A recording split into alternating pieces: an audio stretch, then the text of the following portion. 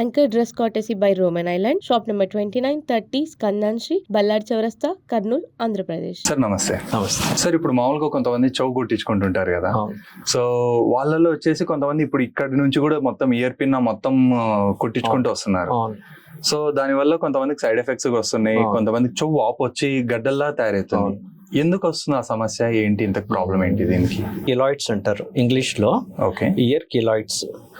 ఇది బేసికలీ ఏంటంటే మామూలుగా చెవులో ఈ కింద భాగము only skin and soft tissue ఉంటుంది. Okay sir. సో ఇక్కడ మనం పియర్స్ చేసినా కూడా ఏం ఇరిటేషన్ కానీ ఏం ఉండదు. ఇక్కడ కమ్మలు పెట్టుకుంటే నష్టం ఏం లేదు.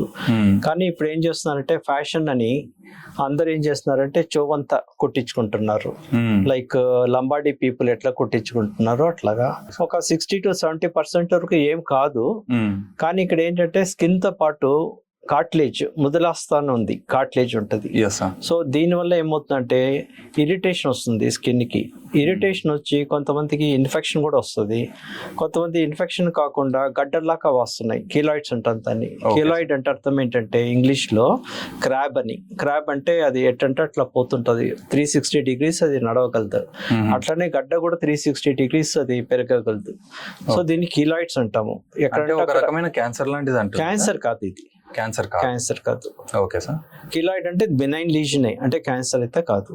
ఓకే. సో దీని ప్రాబ్లం ఏంటంటే దీనికి ట్రీట్మెంట్ అనేది సరిగా లేదు. Okay sir. కిలాయిడ్ కి సో ఏం చేయాలంటే ఒకవేళ కిలాయిడ్ చిన్నగా ఉంటే స్టీరాయిడ్ ఇంజెక్షన్ ఇస్తే సరిపోతుంది. అదే పెద్దగా అయిందనుకోండి, దాన్ని మనం ఆపరేషన్ చేసి తీసేసిన తర్వాత ఎవ్రీ మంత్ స్టీరాయిడ్ ఇంజెక్షన్ ఆ ప్లేస్ లో ఇవ్వాలి. ఇచ్చిన తర్వాత స్పెషల్ ఆయింట్మెంట్స్, అట్లనే సిలికా జెల్ క్లిప్స్ అని ఉంటాయి, ఇయర్ క్లిప్స్, ఇవన్నీ వాడాల్సి వస్తుంది. అంటే ఇది ఎంత టైం పడుతుంది సార్ ఇట్లా చేసేది ప్రొసీజర్? ఇది ఆపరేషన్ వెంటనే చేసేస్తాము. చేసేసినాక 3 వారాల తర్వాత మనం ఇంజెక్షన్ స్టార్ట్ చేస్తాము. ఈ ఇంజెక్షన్ అనేది every once in a month వేసుకోవాల్సి ఉంటుంది. కొంతమందికి 3-4 ఇంజెక్షన్స్ తో కంప్లీట్ గా క్యూర్ అవుతుంది. కొంతమందికి ఎన్ని ఇంజెక్షన్స్ చేసినా కూడా మళ్ళా గ్రో అయ్యే అవకాశం ఉంది. దాన్ని ఎట్లా ఐడెంటిఫై చేయాలంటారు సార్?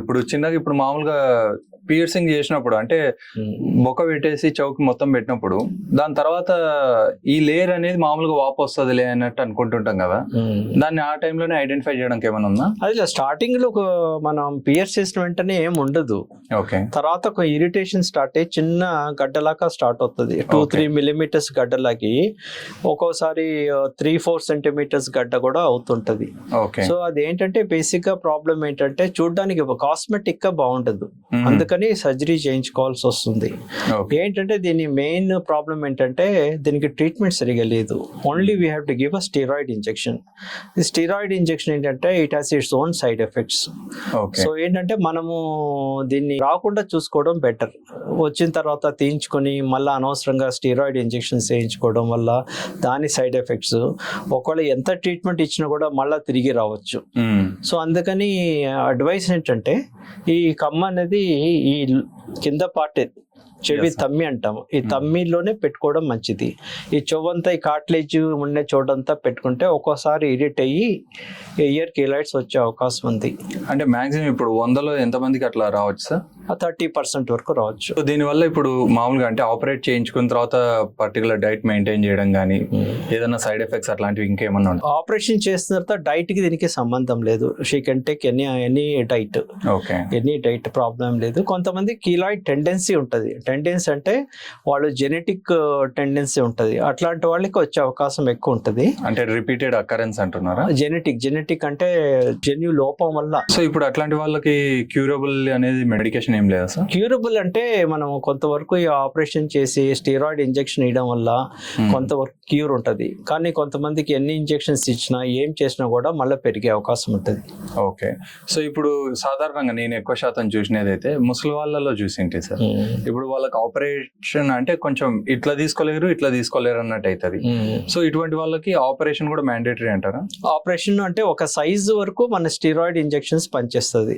అంటే స్మాల్ స్వెల్లింగ్ ఉందనుకోండి ఇంజెక్షన్స్ పనిచేస్తుంది. అదే 2-3 centimeters ఉందనుకోండి సైజు, అప్పుడు మనం ఇంజెక్షన్స్ ఏం పనిచేయవు.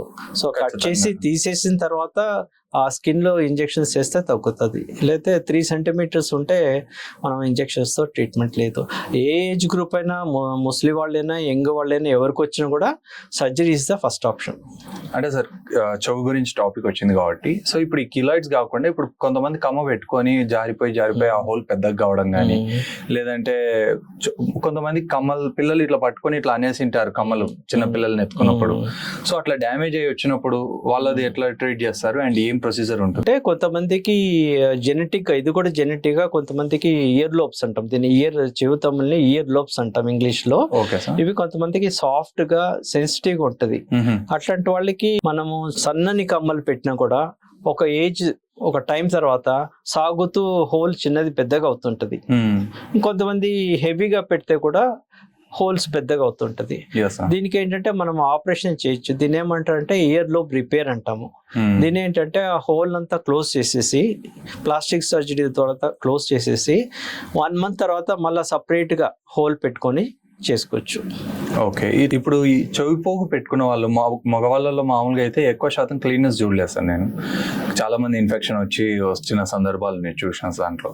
సో ఇప్పుడు మగవాళ్ళకి కానీ ఆడవాళ్ళకి కానీ ఫస్ట్ ఏం చేయాల్సింది వస్తుంది క్లీన్ గా పెట్టుకొని చేసుకోవాలి అంటే ఎటువంటి ప్రొసీజర్ ఉండాలి? అంటే బేసిక్లీ అంటే చెవి కమ్మలు అనేది పూర్వకాలంలో బాగా లాంగ్ గా లెంతీగా వచ్చేటివి. ఇప్పుడు ఏమవుతున్నాయంటే సన్నగా రావడం వల్ల బ్యాక్ సైడ్ స్ట్రక్ అయిపోతున్నాయి, లోపల స్కిన్ లోపల స్ట్రక్ అప్ అయిపోతున్నాయి. ఆ స్ప్రింగ్ వెనుకుంటే స్ప్రింగ్ వల్ల స్టక్ అప్ అయ్యి ఇన్ఫెక్షన్స్ వస్తున్నాయి. సో ఇన్ఫెక్షన్ వస్తే మాత్రం కంప్లీట్ గా తీసేయడం మంచిది. కొంతమందికి ఏంటంటే గోల్డ్ కూడా పడదు. సో గోల్డ్ పడకపోతే మీరు మనం తీసేసినాక మళ్ళా మానిపోయినాక మళ్ళా పెట్టుకుంటే కూడా మళ్ళీ ఇన్ఫెక్షన్ వస్తుంది. అంటే they are sensitive to gold. So అట్లాంటి వాళ్ళు గోల్డ్ అనేది ఇయర్ రింగ్స్ పెట్టుకోవడం అనేది స్టాప్ చేయాల్సి వస్తుంది. ఓకే, వాళ్ళు నార్మల్ గా వాష్ చేసుకోవచ్చు. వాష్ చేసుకుని ఒకవేళ ఇన్ఫెక్షన్ వస్తే తీసేయాలి. ఫస్ట్ తీసేసి antibiotic cream, small dose of antibiotics and pain killers ఇస్తే మానిపోతుంది. ఓకే, సో ఇంకోటి ఏంటంటే దీంట్లో ఒక పాయింట్ ఏంటంటే చాలా మంది ఏం చేస్తుంటారంటే, ఈ పల్లెటూరులో ఏం చేస్తుంటారంటే ఈ ప్రిక్ చేసేదానికి డాక్టర్ దగ్గర పోరు.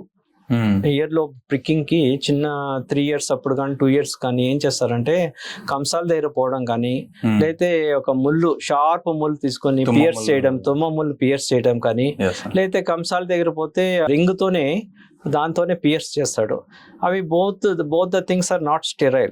ఇన్ఫెక్షన్ వచ్చే అవకాశం ఉంది. ఎందుకంటే ఈ గోల్డ్ కూడా స్టెరైల్ కాదు, తుమ్మమ్మలు కూడా స్టెరైల్ కాదు. సో ఇన్ఫెక్షన్ వచ్చే ఛాన్సెస్ ఉన్నాయి. అట్లాంటి పరిస్థితుల్లో చిన్నప్పుడే మనం 2 years 3 years డాక్టర్ దగ్గర పోతే స్టెరైల్ ఇయర్ స్టడ్స్ ఉన్నాయి, స్టెరైల్ వస్తాయి, ప్యాక్లు వస్తుంది. దాంతో మనం జస్ట్ ఇట్లా పిన్ లాక్ చేసేసి చేసుకోవచ్చు. అది అడ్వైజబుల్. స్టాప్టర్ పిన్ లాక్నే ఉంటుంది. దాంట్లో డిస్పోజబుల్ స్టడ్స్ ఉంటాయి. మనకు కావాల్సిన స్టడ్ తీసుకొని పెట్టేసుకొని మనం పిక్ చేసేసుకోవచ్చు. ఈ స్టడ్స్ మీరు కూడా చేస్తుంటారా సార్? నేను కూడా చేస్తుంటాను. ఎనీ డెర్మటాలజిస్ట్ కానీ ఎవరైనా చేయొచ్చు. ప్లాస్టిక్ ఇన్స్ట్రుమెంట్ వస్తుంది, ఇన్స్ట్రుమెంట్ జస్ట్ ఇట్లా ప్రెస్ చేస్తే అయిపోతుంది. అది 1 month తర్వాత పెయిన్లెస్ సార్ ఆ procedure? Just it takes about few seconds. So దానికి మళ్ళీ లోకల్ అనస్థీషియా ఏం ఉండదు. మన పెన్ తో మార్క్ చేస్తాము ఎక్కడ కావాలో, జస్ట్ తెలిసే లోపలనే టకాని స్టాప్లర్ కొట్టినట్టు కొట్టేస్తాము. అది బాగా హోల్ అంతా ఫామ్ అయినాక అది తీసేసుకొని మనం కావాల్సింది వేరే ఏమైనా నగలన్నా పెట్టుకోవచ్చు. అదేంటంటే స్టెరైల్, ఇన్ఫెక్షన్ రేట్ తక్కువ. ఓకే, సో ఇప్పుడు కొంతమంది వేపాకుది కూడా తీసుకొని అది ఇంత చెక్కది తీసుకొని ఇట్లా సెట్ చేసుకుంటుంటారు చూడండి సార్. అవన్నీ చేయకూడదు. దట్స్ వాట్ ఐమ్ టింగ్. తుమ్మ ముళ్ళు కానీ వేపతో చేసిన కర్రతో కానీ మనము బంగారముతో కానీ ఈ 3 చేయకూడదు. ఎందుకంటే they are not sterile. Infection వచ్చే ఛాన్సెస్ ఎక్కువ ఉన్నాయి. దానికన్నా మనం ఏంటంటే ఈ డిస్పోజబుల్ స్టెరైల్ రావడమే స్టెరైల్ వస్తుంది. ఊరికే స్టాప్లర్ లో పెట్టి కొట్టేస్తే అయిపోతుంది. ఫర్దర్ గా ప్రికాషన్ తీసుకుంటే అయిపోయింది. చాలా బాగా చెప్పారు సార్, థ్యాంక్ యూ. సో చూసారు కదండి, మామూలుగా మనం చెవు కుట్టించుకోవడానికైనా కానీ మామూలుగా ఈ చౌకాడ కొంతమంది గుల్లల్లాగా ఎందుకు వస్తాయి ఏంటి అనేది ఈ వీడియో చూసిన వాళ్ళకి అర్థమైంది అనుకుంటున్నాను. సో ఈ వీడియో మీకు నచ్చినట్లయితే ఖచ్చితంగా లైక్ చేయండి అండ్ యూస్ఫుల్ అనిపిస్తే మీ ఫ్రెండ్స్ అండ్ ఫ్యామిలీ మెంబర్స్ కూడా షేర్ చేస్తారని కోరుకుంటూ ఇంతటితో సెలవు తీసుకుంటూ మీ ప్రవీణ్ సైనింగ్ ఆఫ్. జై హింద్.